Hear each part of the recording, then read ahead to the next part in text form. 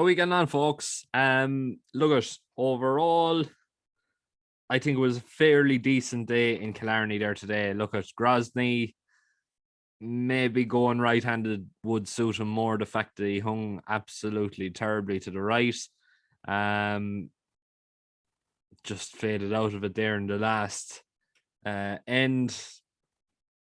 Look at Rula Bula did the business, which she should have realistically done anyway. Christmas jumper, very, very unlucky, caught with serious traffic problems and dead heated with the big fella on the line.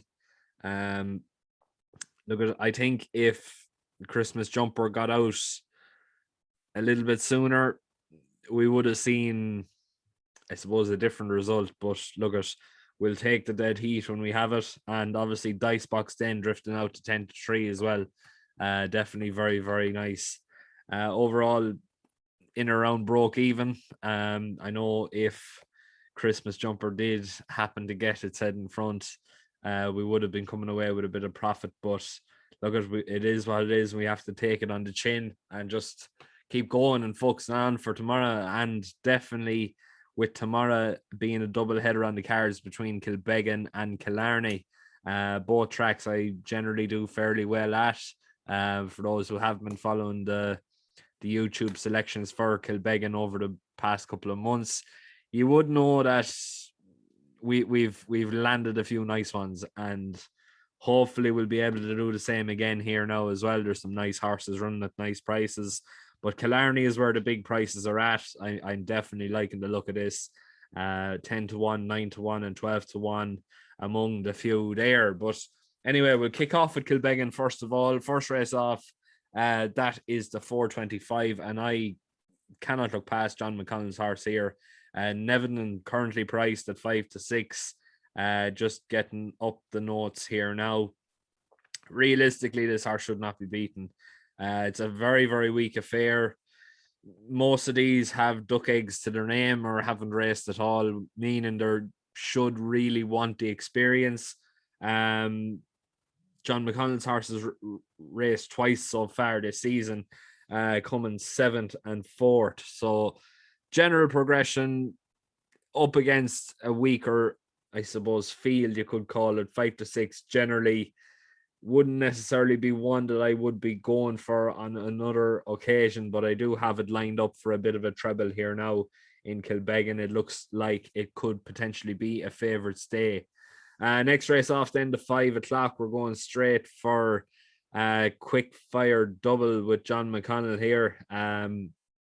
Realistically, I'd love to see Cotty do it, and I'd love to see Cotty improving that a little bit more. But realistically, Wild Shot, generally a very, very consistent sort in the flat, should like the way the track is around Kilbeggan, should go from the front and realistically shouldn't be caught. The one run over hurdles it had, it was a very, very nice a nice one there. That was 2 runs ago, behind El Barra, Surprise Package, and Buddy Rich. Obviously Buddy Rich winning in Downpatrick, one of my naps of the day. That was it was yesterday. Or was it yesterday? I think it was yesterday. Buddy Rich winning in Downpatrick there that particular day. But that was only a length and a half behind it that particular day. Since then, it has raced on the flat and won by a length and 3/4 ahead of Custer's Mistake, Angel in the Sky, Alvaro, Peaky, etc., etc. I'm not going to go through the whole list of names, but it looks to be a fairly easy opportunity. I think it only has Cotty to really worry about, but Cotty has gone through a bit of a phase where she hasn't necessarily, what's the word I'm looking for? She hasn't necessarily lit up the expectations of her and lived up to the expectations of Pimlico racing. I think she definitely does have potential and she definitely does have good runs in her, but I think she is going to find a better opportunity down along the line over the summer. especially with the good ground and everything else like that. But for me, anyway, Wild Shot definitely looks to be the one they all have to beat, and therefore is the nap of the day. 7-4 looks to be a bit of a crazy price. 5:30. Interesting here. Mind Your Money, obviously, interesting. The fact that it's 4-5 sort of turned me off it. I know it was, it wasn't odds on, but it was, it was fairly well supported the last day when it fell at 6-4. I don't know. I don't know what really to make of it, to be quite honest with you. I think she is a mare with a bit of talent about her, obviously with the Tremor win behind her and all that. But in terms of jumping, she does need to improve. No, she did get bumped at the first, so we didn't get to see much more of it. But if she can get a clear round, she's going to be thereabouts. But the one that I'm really, really liking in here is Tom Mullins' horse with Jack Foley on board, claiming 7. That being Canford Light. Now that horse was second on its hurdling debut at 22-1. Behind Persia for Joseph O'Brien, who has been in incredible form. Canford Light was actually 11 lengths ahead of the third that particular day. So the two of them had pulled well clear. Any sort of improvement at all should see this horse win this race. I can't understand how it is 7-2. I think realistically it does have more on the table, you could say, for improvement. We know the horse jumps well. We know the horse should like this sort of ground. Realistically, I think it's probably the one of all these to be actually deserving favoritism here. So therefore, it definitely is a very, very nice horse, and 7-2 is definitely a horse that I will be taking on this odds-on favorite here. Just not totally convinced it's ready for hurdles yet. 6 o'clock is going to be my patron pick of the day, so I'm not going to be covering it. But the next race off then, the 6:30, next best of the day. Really, really nice affair. This horse in particular that I've picked is really starting to come into her own. She is really starting to make gradual improvement, and she's really turning into a very, very nice hurdler and chaser as well. She ran a couple of times. She ran once in a chasing race in Limerick at 50-1 when third. But this is ICMBA, currently priced at 11-2. I think overall form and general improvement and all things considered, ICMBA is the one that every single horse in here has to beat. And just going back to the win, beating Natural Breeze, Nutrigig, Baglois, Ring Hill Lady, Zambazir, list goes on. Third behind Tune de Cello, Rain Fee, not necessarily too far behind Tune de Cello. Nymph Hall was behind it, Majestic Maid, Global Equity, Gold Creek, decent horses. And for the first time over a chasing fence, it was definitely very, very interesting. But going back to the last run, or the run before all of that, when third at 80-1 behind Arizona Flyer and Christmas Jumper. Christmas Jumper obviously being the nap of the day there today. Should have really won the race there today, bar meeting a bit of infringement, but 8 lengths behind it that day. If it produces that sort of a run and produces that sort of quality, it should be the horse they all have to beat, and 11-2 looks to be the value pick of the race. 7:05 then is the second leg of the double, and I'm not going to spend too much time on this. Streets of Diane, realistically, this horse shouldn't be even coming close to Kilbeggan in terms of actually racing. You wouldn't see a horse like this generally grazing around Kilbeggan, never mind actually racing there, but we are racing there. 10-11 is great odds for a horse that was third in the Cheltenham Festival, behind Vanillier and Oscar Elite, head of Statler, Alaphilippe. 3 under through 5. Champagne Supernova, Tory Graf, and Golo. These horses are incredible. A High Senor, Brave Man's Game, Oscar Elite. They were the 3 ahead of it in entry, but generally speaking, this horse is the massive class aspect of this race. Chasing should be no problem. If it gets a clear round, it's going to win this race. And realistically, it's the horse they all have to beat. I would be shocked. I'd be shocked to see this horse not winning by a very comfortable margin now tomorrow. I think it is plain sailing for him. Next race off then, the 740, and this one here, Denta de Zobo, looks to be the one they all have to beat. Patrick Turley coming down from the north, definitely a bit interesting. Second last time out, third the time before that, and fourth the time before that. So it's going in the right direction. All it has to do is win this race now tomorrow. 4-1 definitely looks to be nice price about it. Mark isn't too bad. Look at it's a weak enough affair, and realistically, it's one of the only horses in serious form at the moment. Last race off then, the 8-10, the last leg of the treble. Definite Katie, should I say, for Willie Mullins and Jody Townend claiming £5. The run in Galway, the only run in Galway last year, went 4th of 11 behind Sliege Dalla, Power of Paws, and Camp David. Take the first 2 more so than the third into the equation here. Sliege Dalla, very talented sort for Joseph O'Brien, and Power of Paws, decent enough standard for Willie Mullins here. Ahead of Garage, not necessarily too familiar with that horse. I don't get it. Decent enough horse. Aragon, Phil the Tank. Phil the Tank has turned out to be a nice horse. Wake the Giant, Smokey the Bandit, Champagne Monarch actually ended up. No, Champagne Monarch didn't end up coming third.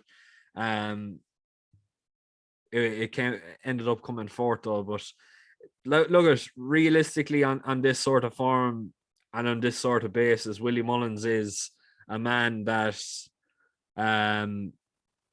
loves these sorts of events, these bumpers, these pro-am flat races, different things like that. He sort of excels in them more so than any of the rest of the stables. Now, I know, look at Denise Foster, Cullentra House. They're another very strong bumper yard, you could say, as well. But realistically, Willie Mullins is the king of kings when it comes to Irish national hunt racing, and definite Katie. The owners are actually local as well to the track. Well, I say local, they're about 20 minutes out. So I want to wish all the Furban, I suppose, members that are a part of this horse all the very best of luck now tomorrow as well. Now moving on to Killarney. That's today's Killarney. I want tomorrow's Killarney. Right, Killarney 140. First race off of the day. Very competitive heat, you could say. Presenting New York and Lack and Scale Lady are the 2 that really catch my eye. For me though, I think Presenting Your Work, Gavin Cromwell, ridden by Paul Townend, it's definitely very interesting. I love this ownership because I love these sorts of horses. I'm trying to think. There's a couple of mares as well in the same colors that are they had a good run between 2 or 3 of them around Thurles when the good days were up. I suppose up and running when we could go to the races or could go to the pubs or could go to the hotels or whatever like that willy-nilly. But these presenting horses definitely love good ground, and a winner last time out, I think that was a bumper in Wexford on good ground ahead of Rosa Gloriosa, Cream Sparkles, Cafe de Mar, Mashir Army. I don't know what way that's pronounced, but look at Rosa Gloriosa ran a decent enough standard of a race there today, and if producing something similar of this particular standard, I definitely think this is the horse they have to beat. I think the fact that it's Paul Townend on board, definitely very, very interesting here. They must want to win. 215, the first big price of the day. Horse that I've been following for quite some time, and those who have been following the page, especially around the time of the 9th of March, would know that this horse has brought great success to the page. Kate, I'll know. Currently priced at 10-1, ridden by Rachel Blackmore, trained by Denise O'Shea. Definitely very, very interesting here. Probably softer ground to be more this horse's forte. I just think the fact that it's ridden by Rachel Blackmore, obviously there must be something going on, whether I'm trying to think who rode it the day that had won. Brian Hayes rode it the day it won. So I don't know, maybe Rachel has been riding out for Denise O'Shea. I don't know too much really about her, to be quite honest with you. But definitely the booking of Rachel Blackmore is very interesting here. I just think it's got a decent chance of producing the form that it has shown already. And I just think that this one here is coming in here under the radar a little bit. And look, it's on a nice mark, and realistically, it could be a hard old horse to peg back. It generally shows good nature when, I suppose, when in running, when the horse looms up on his outside or inside or whatever way it is. Instead of, say, backpedaling, the horse pricks its ears and starts kicking on again. That's one thing I like about the horse. 10-1 is overpriced. I think it's definitely well worth in each way, and realistically, it should be thereabouts in the finish. 250, next race of the day. A horse that's been very, very frustrating for connections, and potentially here is definitely. It's definitely interesting, the fact that it's still on its hurdles when it's generally a better chaser, but every single run is starting to slowly but surely start creeping down the weights. And Jack Holliday here for John Gleeson and Darragh O'Keefe, currently priced at 9-2, is definitely very, very interesting here. When you look at the runs it had in chases there at the start of the season, won around Tipperary in good ground, went on, backed it up again around Tramore in good ground. Second of 16 in Tipperary on good ground. That's in a chase race. That was behind Give Me a Moment, ahead of This One's for Ollie and Capture the Drama. And since then, it's put up a string of fourths, whatever it is about it. It's been running over chasing fences the last twice. I think realistically, it's just gotten to a stage now where it's after creeping down the weights, and it's just, I suppose, it's ready to strike. Darragh O'Keefe absolutely loves it around Killarney. He generally runs his best between actually the two courses, between Kilbeggan and Killarney. But I definitely really like his chance here. I think 9-2 is overpriced. I think people are overlooking and, I suppose, focusing more on the fact that the horse, I suppose, hasn't necessarily produced the goods in the past couple of times, and 9-2 is overpriced, and I definitely think it's going to be thereabouts tomorrow. 325, tricky enough card, or tricky enough race. There was one horse I was liking in here earlier on. It's Happy Jackie, but it's a horse that hasn't really put in the hard work and the hard graft for really strong consideration here. And it's still 13 pounds over the last winning mark as well. So that's a massive worry for me. But the one that I am liking, I suppose, not necessarily over the moon liking, but I suppose liking with the added touch of a little bit of hesitancy as well. Mary Poppins for James Motherway and Rachel Blackmore. It's getting a mountain of weight off the likes of Fest Days, Happy Jackie, Cuspa Carabelli, and that's basically it. Like realistically, Rachel is on board at 10 stone 5. Just say for instance, for example, Fest Days, 11 stone 10, Cuspa Carabelli 11 stone 3, Happy Jackie 11 stone 9. So it has to give over a stone. Those selections there in particular, they all have to give over a stone to Rachel Blackmore tomorrow. Obviously, when you look at Rachel Blackmore, you think it's a fairly safe bet, and I definitely think it's not necessarily overly safe, but in terms of the third last time out, given, I suppose, a bit of freshness in the horse and possibly a lack of race fitness as well, add on the improvement that run is going to bring on, especially with the weight allowance given and Rachel Blackmore on board, it looks the most likely winner. And 5-2 definitely looks to be the one they all have to beat. Next race off, then the 4 o'clock, and one of the main, I suppose, mouth-watering races of the day for me anyway, and definitely the nap of the day in Killarney tomorrow. Ray of Time at 7-2. Obviously, look at Henry de Bromhead and Rachel Blackmore. When you look at the form Ray of Time has raced in, I suppose, chasing races, it's tying very, very close with grade 1, grade 2 form. I remember there was a time,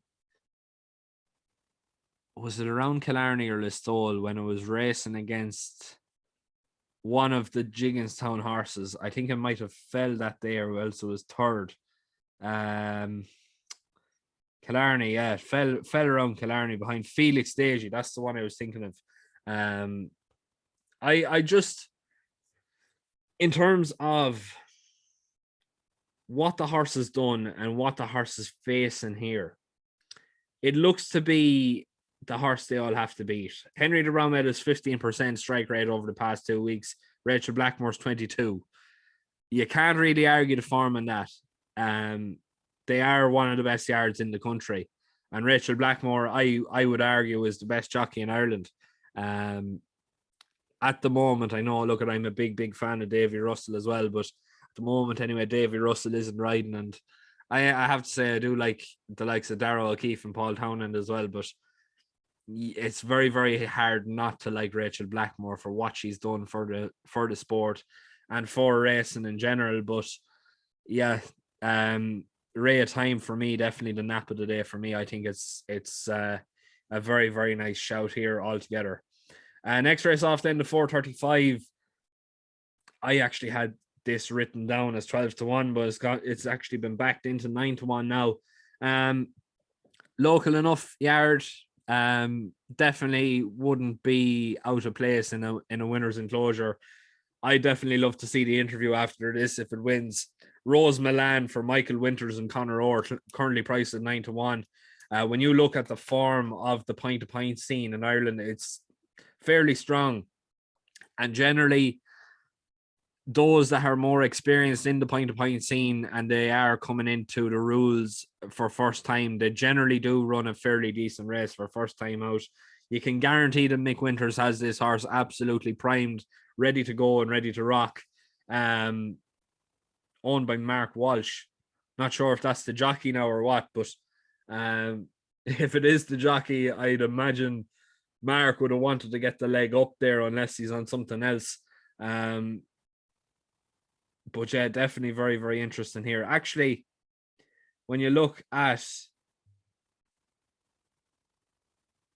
the run, the two wins that this horse is running, Bell Harbour in over near Ballyvaughan in County Clare, lovely little point-to-point track in Ireland as well. If anyone is mad into the point-to-point scene, Bell Harbour is a lovely looking track. And Fairy House then in a Hunter's Chase. It was a maiden hunter's chase at that, ahead of Sleeve last 16 lengths ahead of it. Shoe Lewis, Springfield Lodge, they were the only finishers. And second on the last two occasions. But I think this horse here, it's definitely very interesting. And to write it off coming from the Mick Winters yard is going to be tough. And definitely very, very interesting here. I think 9-1 is a great overall price for an each way bet. But if you want a better each way bet, 5-10. Sempo in here is a favorite of 6-5. I'm actually going to avoid him. And I wouldn't be avoiding him if I hadn't have heard Shark Hanlon's interview after what was the horse's name there today? Dicebox. After Dicebox won one of the bumpers. He said Hewick is going to be banged there tomorrow. Now, Hewick is 12-1. Shark Hanlon is one of the best eyes in racing. And he definitely does know when a horse is ready to rock and ready to roll. Hewick coming in here after a win, I think it was over Chasing Fence in Clonmel. 6 lengths ahead of Fred Afoot, not available. Handed over Master Stone Mason. Not going to go into much more detail. The rest are overpriced. But yeah, I think the improvement. What I'm trying to remember what words Shark Hanlon used. He says the improvement this horse has shown over Chasing Fences has been second to none. And he's only improved again from the last day. Now he didn't say this horse is going to win now tomorrow, but he says he's going to be banged there. He says it is his best chance. And I really do like the look of it. 12-1.